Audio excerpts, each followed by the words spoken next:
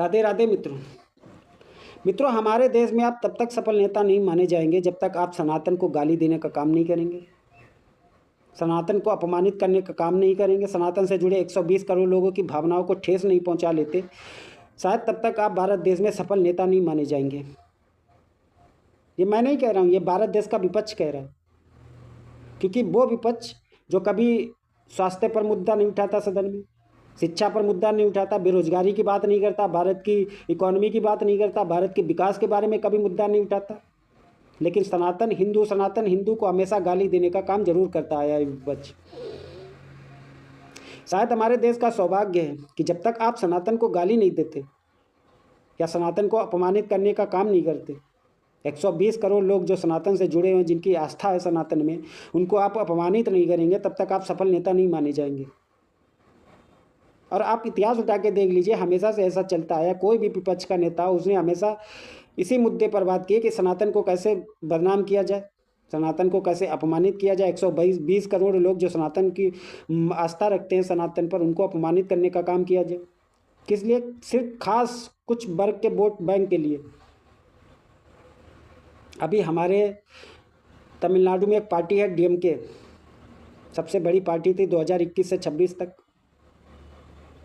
उसके नेता है उदयनिधि स्टालिन। अभी नई सरकार का गठन हुआ है तमिलनाडु में और संसद का पहला सत्र चल रहा था। माननीय मुख्यमंत्री जी सामने बैठे थे।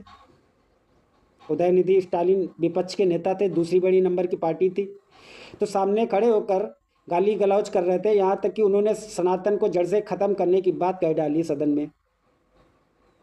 और हमारे मुख्यमंत्री जी जो अभी नए नवागंतुक अभी मुख्यमंत्री बने हैं, जनता ने इसीलिए उनको चुन के भेजा कि वो दूसरे नंबर की पार्टी जो वो थी वो सनातन विरोधी थी।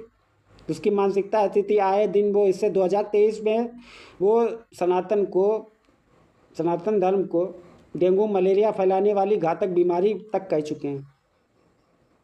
यही जो जिन्होंने संसद में खड़े होकर सनातन को जड़ से ख़त्म करने की बात कही, यही नेता 2023 में भी ये बयानबाजी कर चुके हैं इस तरह की। इन्होंने बड़े सत्र में कहा था, एक सभा में कहा था कि सनातन जो है डेंगू मलेरिया फैलाने वाली घातक बीमारी है।